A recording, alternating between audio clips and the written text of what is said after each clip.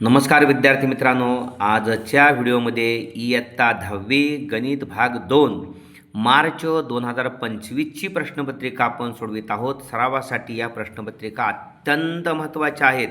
अनेक प्रश्न रिपीट झालेले असतात, संख्या बदलून विचारले जातात, त्यामुळे हा सराव अत्यंत महत्त्वाचा आहे. प्रश्नपत्रिकेचं स्वरूप कळतं, कोणता प्रश्न कोणत्या प्रश्नात किती गुणासाठी विचारलेला आहे हे समजतं. प्रश्न तिसऱ्यातला बी हा उपप्रश्न आपण सोडवतोय, तो 6 गुणांचा असतो. 2 सोडवायचे असतात. 4 उपप्रश्न असतात, 3 आपण सोडलेत, 4था सोडवायचा आहे. 30 सेमी त्रिज्येचा एक भरीव गोल वितळून त्यापासून 10 सेमी त्रिज्या व 6 सेमी उंची असणाऱ्या भरीव वृत्तचित्ते तयार केल्या तर किती वृत्तचित्ती तयार होतील? या ठिकाणी 30 सेमी त्रिज्येचा जो भरीव गोल आहे त्या भरीव गोलाच्या घनफळाला वृत्तचित्ती जी तयार होणार आहे एक, त्या वृत्तचित्तीच्या घनफळानं भागल्यानंतर वृत्तचित्ती किती तयार होतील हे मिळणार आहे. पहा, तयार होणाऱ्या वृत्तचित्ती आहेत गोलाचे घनफळ भागिले एका वृत्तचित्तीचे घनफळ. गोलाचे घनफळ 4/3 पाय आर घन. 4/3 पाय तसाच ठेवायचा, कारण वृत्तचित्तीच्या घनफळामध्ये असणारा पाय आहे आणि गोलाच्या घनफळामध्ये पाय असणार आहे, तो भागाकार करताना निघून जातोय. आर घन लहान आर आहे, तो या ठिकाणी गोलाच्या घनफळाची त्रिज्या आहे, गोलाची त्रिज्या आहे, म्हणून आर घन 30 गुणिले 30 गुणिले 30 घ सेमी. वृत्तचित्तीचे घनफळ पाय आर वर्ग एच पाय आर वर्ग, पहिले पितला आर आहे 10 सेमी, आर 10 गुणिले 10 गुणिले एच उंची 6 सेमी, म्हणून पाय गुणिले 10 गुणिले 10 गुणिले 6 घ सेमी. तयार होणारे वृत्तचित्ती 4/3 पाय गुणिले 30 गुणिले 30 गुणिले 30 भागिले वृत्तचित्तीचे घनफळ पाय गुणिले 10 गुणिले 10 गुणिले 6. या ठिकाणी पायला पाय गेले, या ठिकाणी 4 हा 3 खाली आला. ओके, या 10नं या 30ला भागलं 3 आलं, या 10नं 30ला भागलं 3 आलं, म्हणजे 3 गुणिले 3, हे 0 हे 0 हे 0 हे 0 गेले, म्हणजे या ठिकाणी 3 गुणिले 3 आणि 6नं 30ला भागलं.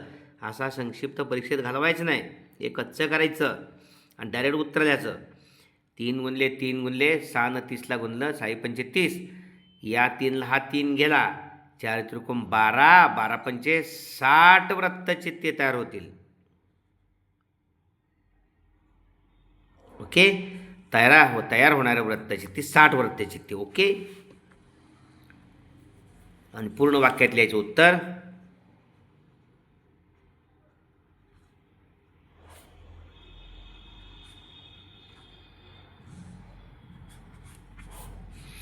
साठ वृत्तचित्ते तयार होतील. 4था प्रश्न आहे, 8 गुणांचा असतो. त्यामध्ये कोणते 2 सोडवायचे असतात, 3 असतात. पहिला त्यातला खालील आकृतीत डी समांतर बी सी. या ठिकाणी पहिला आहे डी बरोबर 4 सेमी, हा डी 4 सेमी आहे. बी सी बरोबर 8 सेमी. तर एरिया त्रिकोण ए डी ई, एरिया त्रिकोण ए डी ई हा त्रिकोण आहे छोटा लहान, त्याचं क्षेत्रफळ 25 सेमी वर्ग आहे. तर एरिया त्रिकोण ए बी सी काढायचा आहे. 2 त्रिकोण समरूप दाखवून त्यांच्या क्षेत्र कोणते 2 त्रिकोण, तर बी ए सी आणि डी ए सी हे 2 त्रिकोण समरूप दाखवायचे कोको समरूपता कसोटीनं. आणि मग हे 2 त्रिकोण समरूप दाखवले की त्यांच्या क्षेत्रफळांचे गुणोत्तर हे त्यांच्या संगत बाजूंच्या वर्गांच्या गुणोत्तर इतकं असतं. म्हणून या ठिकाणी ए डी ई भागिले ए बी सी, इथं डी ई वर्ग भागिले बी सी वर्ग, आणि मग ए डी ई 25 दिले भागिले ए बी सीचं काढायचं आहे एक्स. डी 4 आहे आणि बी सी 8 आहे. 64, 8चा वर्ग 64, वरती 4चा वर्ग 16. तिरकस गुणाकारात 25ला गुणिले 64 गुणिले येणार आहे आणि त्याला भागिले 16. 16नं 64ला भागलं 16×4 64. इथं 4 आलं, 25×4 100 सेमी वर्ग हे त्रिकोण ए बी सीचं क्षेत्रफळ. ओके, हे 2 त्रिकोण समरूप दाखवताना या ठिकाणी आपल्याला ए हा सामायिक कोन आहे आणि त्यानंतर मग कोन ए डी ई याला एकरूप ए बी सी हे संगत कोन आहेत.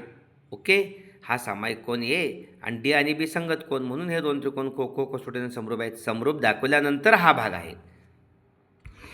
यामध्ये हे 2 त्रिकोण त्रिकोण ए डी ई व त्रिकोण ए बी सीमध्ये कोण डी ए ई एकरूप बी ए सी, डी ए ई आणि बी ए सी हा सामायिक कोण आहे आणि कोण ए डी ई एकरूप त्रिकोण ए बी सी हे संगत कोण आहेत. म्हणून हे दोन त्रिकोण ए डी ई समरूप त्रिकोण ए बी सी कोको समरूपता कसोटी समरूप त्रिकोणांच्या क्षेत्रफळांच्या प्रमेयानुसार त्यांच्या क्षेत्रफळांचे गुणोत्तर एरिया त्रिकोण ए डी ई भागिले एरिया त्रिकोण ए बी सी बरोबर डी ई वर्ग भागिले बी सी वर्ग.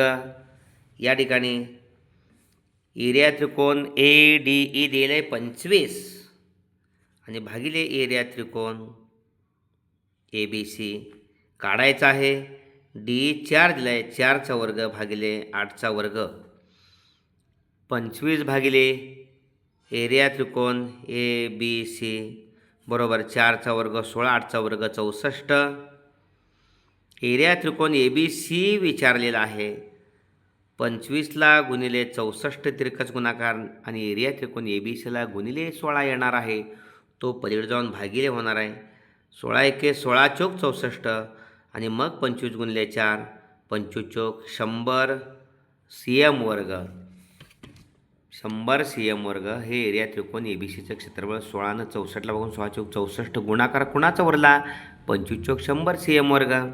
एरिया त्रिकोण A B C 100 C M वर्ग किंवा 4 सेमी. पुढचा प्रश्न विचारलेला आहे दुसरा. जर डी एस बी सी 3/5 हे डी एस बी सी गुणोत्तर दिले 3/5 तर एरिया त्रिकोण ए डी ई आणि एरिया चौकोन बी डी ई सी यांचं गुणोत्तर विचारलेलं आहे. आत्ताच आपण हे दोन त्रिकोण समरूप आहेत हे पाहिलेलं आहे. त्रिकोण ए डी ई समरूप त्रिकोण ए बी सी ओके दाखवलेलं आहे. आता समरूप त्रिकोणांच्या क्षेत्रफळांचं प्रमेय काय आहे. एरिया त्रिकोण ए डी ई भागिले एरिया त्रिकोण ए बी सी त्यांच्या क्षेत्रफळांचे गुणोत्तर त्यांच्या संगत बाजूंच्या वर्गांच्या गुणोत्तर इतके असते म्हणजे डी ई वर्ग भागिले बी सी वर्ग. डी भागिले बी सी 3/5 त्याचे वर्ग आहेत 3चा वर्ग 5चा वर्ग आणि मग 3चा वर्ग 9 5चा वर्ग 25. एरिया त्रिकोण ए डी ई भागिले एरिया त्रिकोण ए बी सी. एरिया त्रिकोण ए बी सी मधून आपण ए डी वजा केला. ए बी सी मधून मोठ्या त्रिकोणामधून ए डी ई लहान त्रिकोण वजा केला की हा चौकोन मिळतोय. एरिया चौकोन B D B E C okay D B C E. त्यामुळं आपण व्यस्त क्रिया करायला पाहिजे म्हणजे मोठा त्रिकोण वरती घ्यायचा. एरिया त्रिकोण ए बी सी भागिले एरिया त्रिकोण ए डी ई बरोबर 25 भागिले 9 व्यस्त क्रिया आणि मग आपण वियोग क्रिया करायची.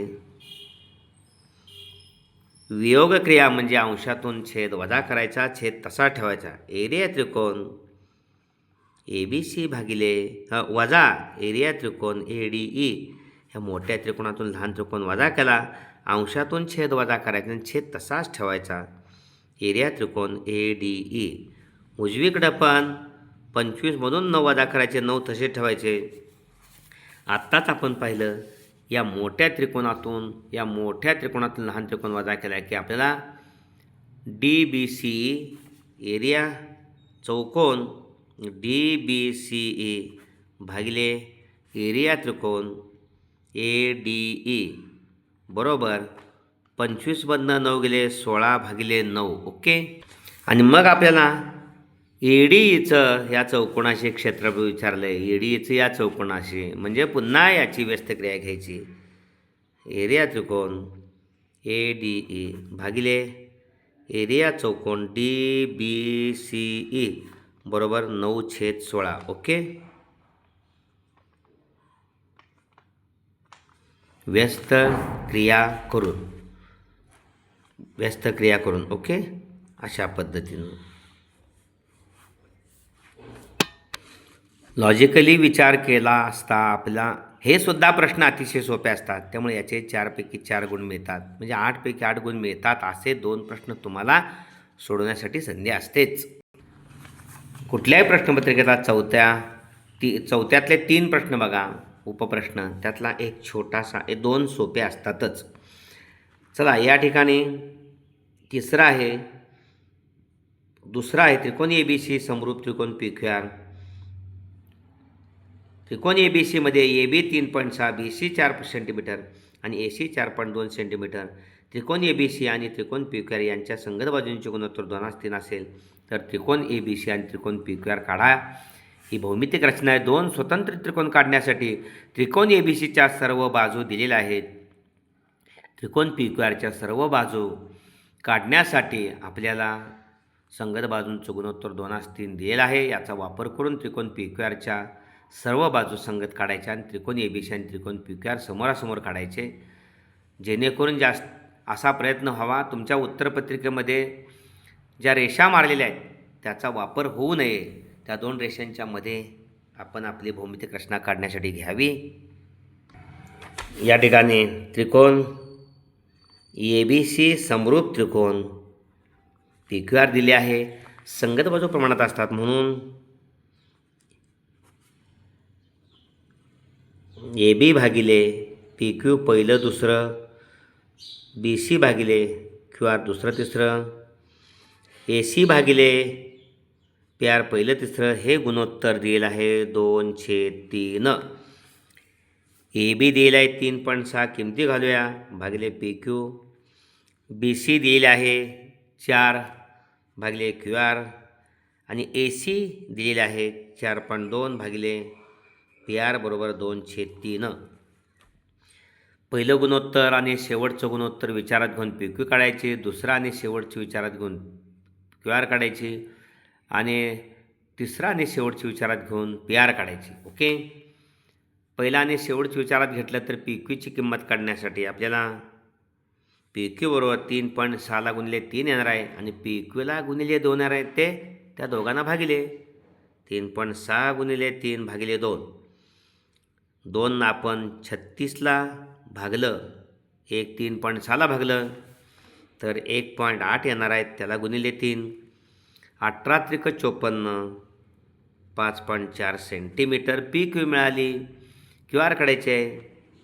सांगा बरं, QR काढताना तिरकस गुणाकार 4 गुणिले 3चा घ्यावा लागणार आहे आणि QRला गुणिले 2 येणार आहे, ते भागिले होणार आहे. 4 गुणिले 3 भागिले 2, 2 न 4 लावलं, 2 4, 2 गुणिले 3 बरोबर 6 सेमी. शेवटी PR काढताना 4.2 गुणिले 3, 4.2ला गुणिले 3 आणि PRला गुणिले 2 येणार आहेत, ते भागिले. म्हणून PR बरोबर 4.2 गुणिले 3, 4.2 गुणिले 3, PRला गुणिले 2 आहे, ते भागिले. 2 4, 2 2.1, 4.2 भागिले 2, 2 4, 2 गुणिले 3, 21 त्रिक 63, 6.3 सेंटीमीटर. ओके. अशा पद्धतीनं त्रिकोण ABC काढण्यासाठी AB 3.6 प्रथम काढून घ्यायची. 3.6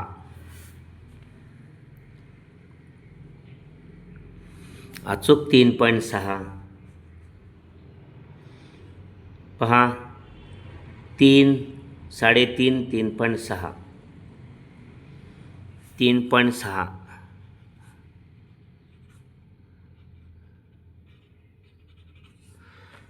वर्तुळ कंपासमध्ये BC 4 सेंटीमीटर घ्यायचं आहे आणि AC 4.2. प्रथमतः BC 4 सेंटीमीटर घ्यायची. वर्तुळ कंपासमध्ये BC 4 सेंटीमीटर घेतलेली आहे आणि B केंद्र घ्यायचा आणि 4 सेंटीमीटरचा चाप मारायचा. ओके. त्यानंतर आत्ताच आपण बघितलं AC 4.2 सेंटीमीटर, वर्तुळ कंपासमध्ये 4.2, 4 आणि 2 मिलीमीटर घ्यायचं आणि A केंद्र घ्यायचा आणि 4.2नं चाप मारायचा. हा छेदनबिंदू म्हणजे C. B आणि C जोडायचे.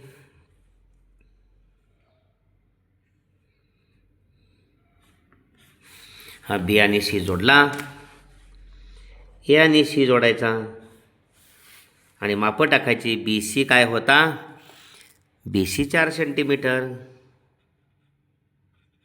समांतर मापं टाकायची रेषेला त्या बाजूला आणि ए सी 4.2 सेंटीमीटर आहे. त्यानंतर आपल्याला त्रिकोण पी क्यू आर काढायचं आहे. पी क्यू काय आहे, पी क्यू 5.4 सेंटीमीटर काढूया. त्याच्या समोरच काढायची पी क्यू 5.4 सेंटीमीटर.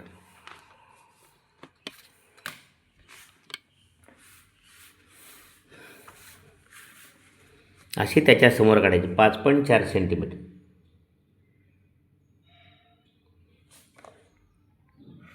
5 आणि 4 मिली. पी क्यू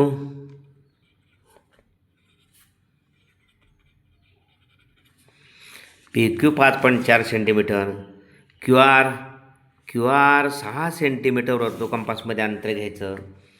6 सेंटीमीटर अचूक घ्यायचं. हे 6 सेंटीमीटर वर्तुळकंपासमध्ये घेतलेलं आहे आणि क्यू केंद्र घ्यायचा. अंता काढलेला कंसाला छेदणारा क्यू केंद्र घेऊन वरती चाप मारायचा आणि पी आर आहे 6.3 सेंटीमीटर. पी आर वर्तुळकंपामध्ये 6.3 घ्यायचं अंतर. हे 6.3, 6 आणि 3 मिलीमीटर. ओके, 6.3. पी केंद्र घ्यायचा. आत्ता काढलेल्या कंसाला छेदणारा चाप मारायचा. हा बिंदू आपला आर आहे. ओके, पी आणि आर जोडायचे